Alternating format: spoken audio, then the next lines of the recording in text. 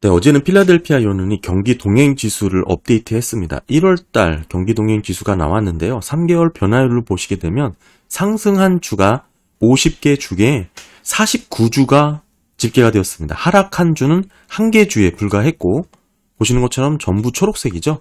변화가 없는 주는 하나도 없었습니다. 이게 갑자기 좋아진 것이죠. 불과 한 달 전 12월 경기 동행 지수로 놓고 봤을 때 25개 주는 상승하는 걸로, 하락은 22, 변화 없으면 3개 주입니다. 그 직전 달이 25, 21, 4개 주에서 점차 미국의 경기가 전기 침체에 가까워지고 있는 모습이 나왔죠. 위축되고 있는 것으로 나왔습니다. 물론 경기 침체에 임박할 경우에는 상승보다 하락하는 주가 더 많아지게 됩니다. 그런 의미에서 경기 동행지수로서의 우리가 중요하게 살펴봐야 되는 데이터라고 말씀을 드렸는데, 이게 갑자기 1월달 경기동행지수, 어제 업데이트가 된 내용인데 상승이 49주로 바뀌었어요. 이게 한 달 만에 확연하게 달라진 것이죠. 그렇게 보니까 지금 이 상승과 하락 비율을 놓고 보면 위치가 여기입니다. 거의 100에 가까운 수준까지 높아졌어요. 경기가 상당히 좋아졌다 이겁니다. 한 달 만에 이렇게 좋아졌을까요? 그럴 리가 없죠. 원인은 이것에 있습니다. 24년 3월 27일 날 이 개정된 부분에 대해서 공시를 해놨는데, 내용은 이거죠. 2020년도 관측치를 제외하겠다 이겁니다. 그러니까 이전과 지금이 달라진 게 뭐예요? 코로나라는 극단적인 기간을 제외하겠다라고 발표를 한 겁니다. 그렇게 제외를 해봤더니 지금 이런 모습이 나온 것이죠. 제가 그래서 지금 필라델피아 연은의 경기동행지수를 보고 느낀 점은, 지금의 매크로 분석에 있어서 이 코로나라는 극단적인 데이터가 상당히 왜곡을 만들 수 있다. 이 부분을 극명하게 보여주는 이번 데이터가 아닐까 생각을 합니다. 한 달 만에 점차 위축과 경기 침체 방향으로 흘러가던 동행지수가 이렇게 갑자기 드라마틱하게 좋아졌어요. 지금 49주가 상승하는 주라는 것은 뭐예요? 경기가 초호황기라는 얘기죠. 그러니까 비단 필라델피아 연은의 경기 동행지수만 이럴까 우리가 고민을 해봐야 되는 겁니다.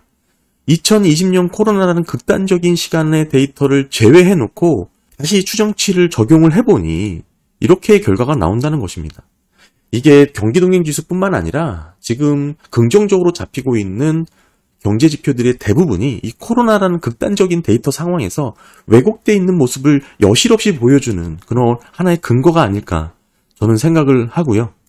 이런 부분이 실제 데이터에 어떤 부분에 영향을 미쳤는지는 이 변경된 추정치에 대한 과정을 일일이 다 따져보고, 이게 사실 경기동행지수에서는 이렇게 바뀌었지만 각 매크로 경제지표에서는 또 다 다르게 반영이 됐을 거잖아요. 그런 엄청난 수작업을 통해서 일일이 다 확인을 해봐야 정확한 미국의 경기 상황을 알 수 있는 그런 상황이 돼버렸다. 이거를 엿볼 수가 있는 상황이죠. 이거 누가 봐도 납득이 쉽게 안 되죠? 한 달 전에 이런 위축되는 흐름으로 나오다가 갑자기 초호황기 미국이 변했다. 그림만 보더라도 이렇게 달라지는 것이죠. 원인은 이런 추정치 조정에 있었다. 결국 22년 극단적인 데이터를 제외함으로써 나타난 그런 결과치다라고 봐야 되는데, 저는 여기서 조금 더 나아가서 이게 비단 필라델피아 연은의 경기 동행 지수에서만 이렇게 나왔을까? 각종 우리가 보고 있는 경제 지표들, 제가 이 부분에 대해서는 여러 번 말씀을 드렸죠. 코로나라는 극단적인 팬데믹 기간을 거치면서 데이터가 한번 출렁이었고 왜곡됐을 가능성이 너무 농후하다. 따라서 눈에 보이는 그런 헤드라인 지표라든지 경제 데이터 매크로만 놓고 보면 이렇게밖에 해석이 안 될 수 있다. 이 얘기를 좀 강조드렸습니다.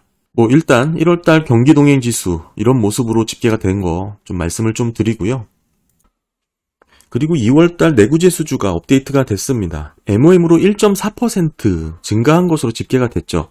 1월달 보시게 되면 좀 크게 감소를 하면서 상당히 위축되는 모습을 보였는데 결국 조금 증가를 한 것입니다. 2,779억 달러로 집계가 됐습니다. 예상치가 1.2%였는데 이를 상회한 것이죠.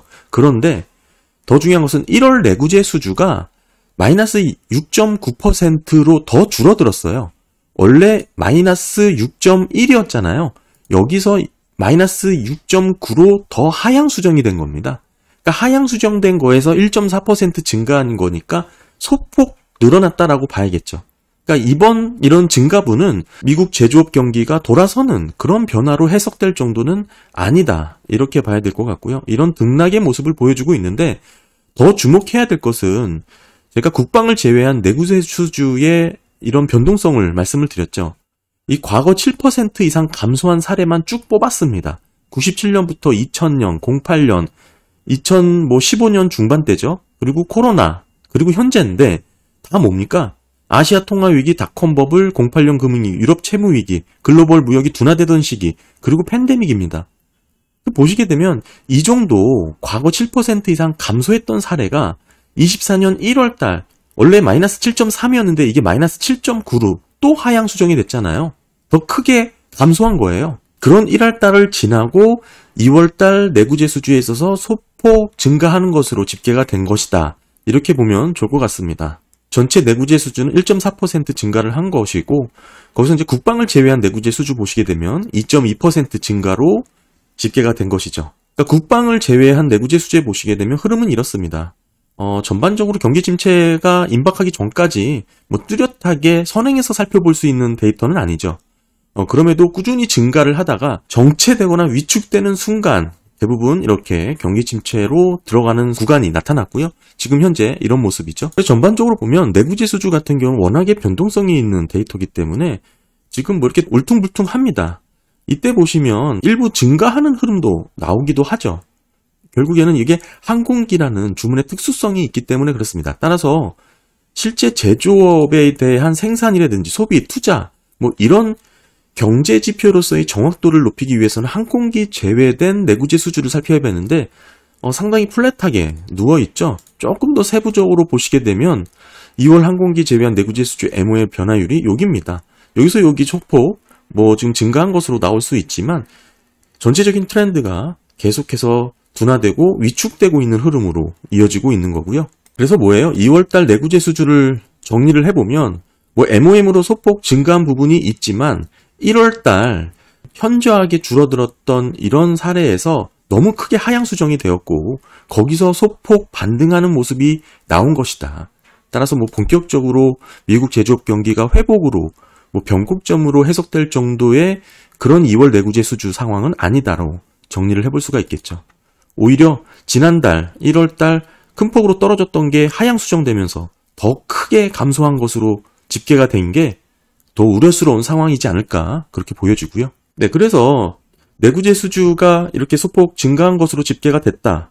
결국에는 그러면 실제 이게 기업들의 투자와 긍정적인 제조업 설비 투자의 선순환으로 이어질 수 있는 경기 흐름으로 이어질 수 있는지 따져봐야 되는데 운송 장비에 대한 수주가 결국에는 마이너스 16.2로 감소를 했어요. 그게 지난달이었습니다. 그리고 이번 달 3.3%로 소폭 증가하는 것으로 나왔어요.